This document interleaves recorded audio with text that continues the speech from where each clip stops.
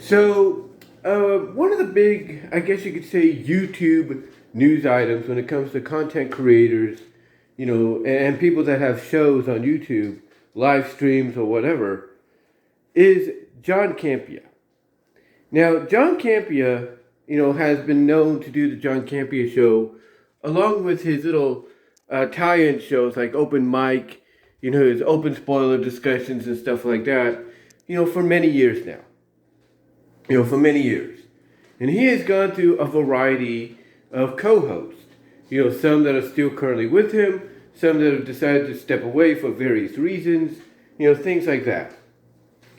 Well, recently it seems he made the decision because even I kind of noticed this at first. I'm thinking, okay, what is this?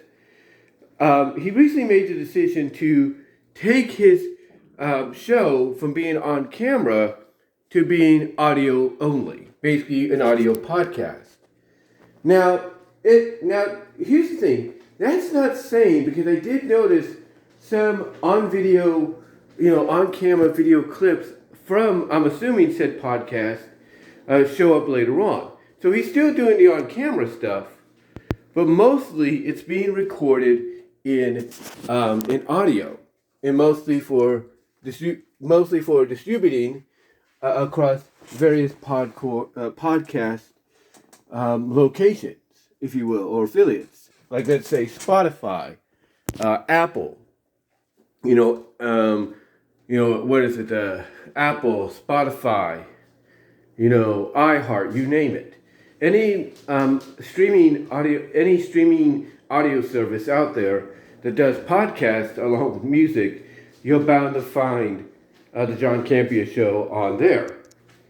But apparently this has gotten a lot of people kind of upset. It's like, well, why would you do this? Why would you take away one of the more fundamental, one of the more, at the heart and enjoyable aspects of your show, and that being the on-camera interaction with you and your co-host? Why would you do that? And obviously, only John knows the answer, and I'm sure he's going to give the answer if he hasn't already. But to me, I think honestly, it more along has to do with the fact that financially, audio is a lot more cheaper to do. Audio podcasting is a lot more cheaper to do than on camera. Because basically you gotta pay, people that work the cameras and all that, or you gotta pay money, basically for certain equipment, and that over time gets, vastly expensive to the point that you can't afford anymore. So the cheaper route and the better route is to go audio podcasting. I mean, why do you think, Jason Solomon of Solomonster Sounds Off, why do you think he only does 2, maybe 3 on-camera live streams for, for his reviews and the pay-per-views, which would make it 3 to 4 live streams a week, when it comes to his reviews of Raw, SmackDown, Dynamite, and the pay-per-views, and soon he's going to be adding Collision to that, which will make it, 4 to 5. Why do you think he only chooses, to do that many on camera, and then he chooses on Sundays to go the audio route? Because it's a lot cheaper for him, and it's a lot easier. You don't have to set up so much equipment. All you have to do is get your mic in front of you, set up your, open up and set up your audio recording software you have on your laptop or your computer or even your phone. And, or even your digital audio device, like I have one, digital video audio recorder, and you're good to go. You're good to go. You don't have to, be worried about, okay, is camera 1 working? Is camera 2 working? Are we getting this angle? Are we getting that angle? To me, I think it's a lot easier for someone like John Campea and his crew to be more audio based, with, the occasional on camera appearance, down the line. Now, like I said, of course they're still going to do it on camera. There's no doubt. I mean, you got to see them. You got to see them to know you got to keep seeing them, I should say, to know who they are. So you're going to still get on camera stuff. There is no doubt. You're still going to get on camera stuff. I mean, there are a variety. Here's the thing. There are a variety of YouTubers that do audio podcasts, but also record that audio podcast, for on-camera use. I mean, one person I follow, Alex Hicks, just Alex Central, on occasions, he would, basically do, his reviews and his, essays, if you will, his thoughts on certain things wrestling related, and then he would actually apply that to audio podcasting later on. He would do that. He would take the clip, turn it into an audio podcast. The same with his Raw Cognitivits podcast he does, on his own right now, and what he used to do with a couple of co-hosts of his before, I guess, things didn't, work out financially or something. And that was mainly a podcast deal, but it was also filmed on camera. So you had two ways of getting it. The first main way would be audio, and then, of course, later on camera. Heck, famous podcasters or studio people that have influenced podcasters, like, let's say, Howard Stern, have been known to basically record both ways, the interviews, or the shows and interviews they would do people, So not only would you get the Howard Stern show on camera, but I think even before then, you would get the audio version on services like SiriusXM. You would get it that way first, and then you'd get the video version like maybe later that day or later that week. So, so obviously audio is a more, easier direction to go in because, not only do you get the content out there faster for a lot of people, but even while you're but what it does is it gives you time to, select certain portions, or edit together certain portions of your of your podcast that you've recorded, in audio only, as well as recorded on camera. It gives you an opportunity to piece that all together, and everything for video presentation later on, or video clips. It also, what it does is it opens up the door for you to do a lot more. One of the things people like about the John Campea show is open mic, or ask him anything, where basically you can send in a super chat or tips, and he, along with the question you want to ask, and you're good to go. You are good to go. And basically, long story short, this gives John Campea the opportunity to be able to, do more open mic, to be able to do more Ask Me Anything, to be able to do more reaction videos and stuff like that, in the near future, without being so stressed of doing another live show and everything. And that's why I think, honestly, he's going the audio route, as well, because it takes, it takes less stress off of him and his colleagues to have to always be prepared to do things live. And by recording the audio and then putting it up there, along with recording video clips or recording the show non-live, if you will, just basically recording it for later broadcast, or that they could edit together or edit into separate clips, is a lot easier. It's a lot easier for them to do, and less stressful. The other thing, like I said, as I mentioned, is I think it's more along the lines, has to do with finances. I mean, right now they are renting a building that's not cheap to rent. A studio with various offices they occupy that's not cheap to rent. it is not cheap to rent. So for them to rent that out and continuously rent that out, they need to keep the finances steady, which means cutting back on stuff. I mean, you're still getting the John Campea show, in any shape or form. You're still getting it. You're still getting the John Campea show in any shape or form. It's just that, it's just that, for the time being, it's going to be in a way that's more, I would say, convenient for you. And I think that's the other reason he did this too. Make it convenient for you guys. I mean, how many times do we want to listen to our favorite podcast or watch our favorite on-screen podcast, but we can't because we're working or we're on the road doing something? We want to have that opportunity, so this opens up that door. When I was working at Walmart, one of the things I would do when I was, bringing in carts when they used to let us do it before they took it away, is I would put on my earphones. I would keep watching what was going on, but I would have my earphones on, or at least one of them in there, at least one of the earphones. Wireless earphones, I think they were.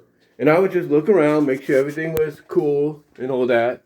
So, we were able to, Walmart allowed us to do that and everything. They allowed us to do that.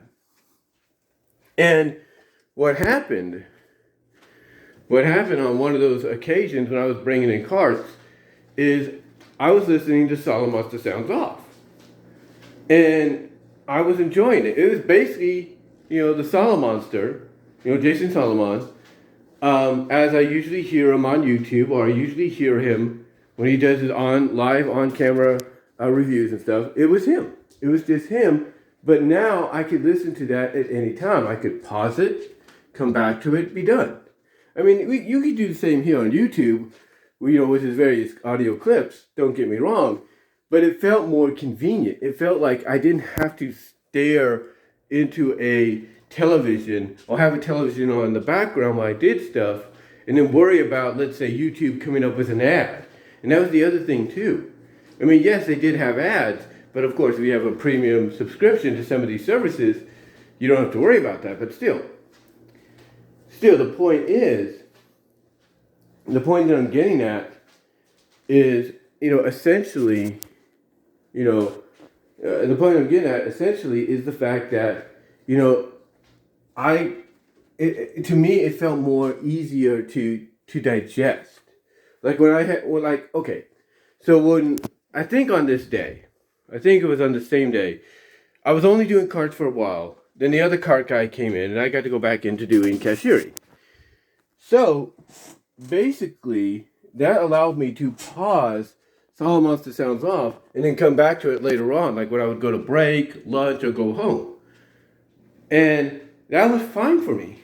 That was fine for me in the long run. That was fine for me. But here's the thing. Not only was that fine for me, but obviously it was more convenient for everybody else that would be listening to his podcast.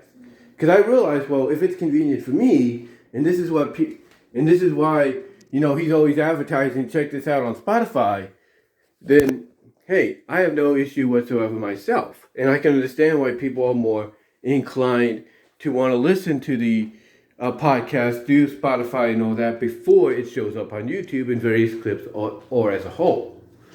So yeah, I understood and appreciated on that day why, they go this route, why people like Jason Solomon go this route, and why I could see John Campea going this route as well, because it's a lot more easier and it's a lot more convenient for people like me and you to listen to him and his colleagues' thoughts.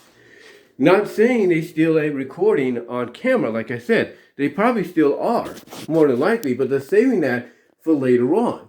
So that way you get the audio podcast first, and then in various on-camera, maybe various audio clips, you'll get, the topics they were talking about, separately on that channel. And again, I think it more has to do with finances too. Because they can't keep going out and buying more equipment, or more software and stuff like that to improve the show in case there are some glitches. And there are some. Don't get me wrong. They can't just keep doing that because that's going to run up in a big, big way.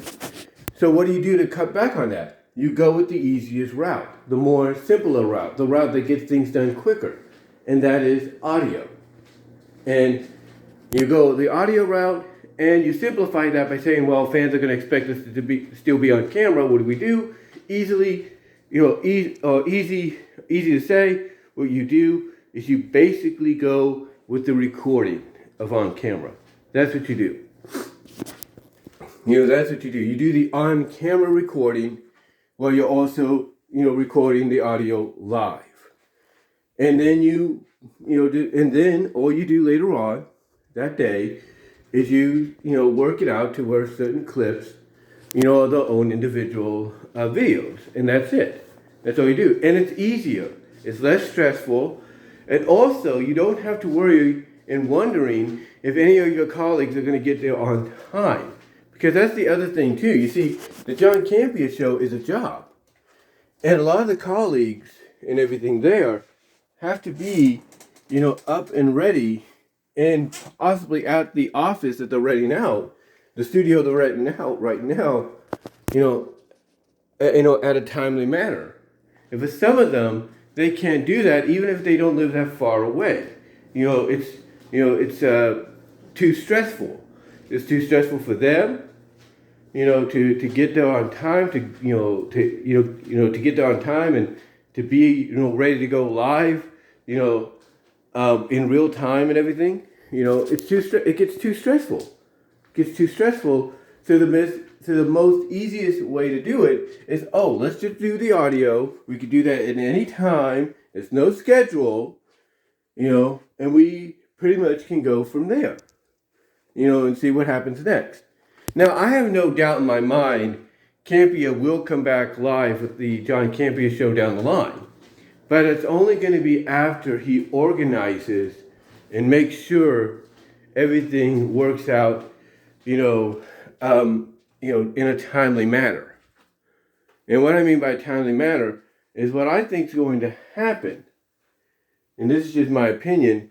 What I think is going to happen is they're going to probably come up with a schedule that's more convenient, more suitable for everybody, so that when they do get back to doing things live, it's gonna the John Campea show is probably gonna air at a later time. Like instead of at 10 o'clock, it's gonna air maybe at 11 o'clock, or it might air at 1 o'clock, and that's it. That might be what happens. We'll have to see. But obviously he has his reasons, and we have to respect that. We have to respect that. And I think some of the reasons are, finances and everything, scheduling. 3, I think it's a lot easier to do audio, set up audio, and then record for on camera, video record on camera, if you will. I think it's a lot easier to do the audio recording, along with the video, recording as well, that you can upload later. It's more easier there. And also, it's less stressful. It's also less stressful, as well. I think I said that. And for him, and from a viewer's perspective or a listener's perspective, it's more convenient for folks like us. So again, what I think it is, honestly, is, the scheduling. That's an issue. Finances is another. 3, audio recording, only, along with video recording for a later upload is a lot easier. 4, stress. It takes less stress so that nobody, off everybody, so they're not there all on time. They could just do this whenever. And lastly, it's more convenient for, from his perspective towards his listeners, it's a lot more convenient for us to have the audio to listen to on the go whenever we want, and not have to worry about, ads coming in by YouTube all the time. Not saying they don't come on when he's upload the audio version, itself, but it's a lot more convenient if you go through things like Spotify, Apple, iHeart, you name it, to when you listen to the podcast. So to me, he has his reasons, and I don't blame him for wanting to go with a more, I would say, easier approach, less stressful approach, until they get, a more financially saving approach, until they get things straightened out, schedule-wise, financial-wise, and less stressful-wise. But what are your thoughts? How do you feel about John Campea going the audio podcast route for a bit? Do you think it'll come back around to a live on-camera deal? I do. I personally do. I just think it's going to be in time. But what are your thoughts? Let me know down below in the comments, as well as the live chat during the premiere. And until then, I am out.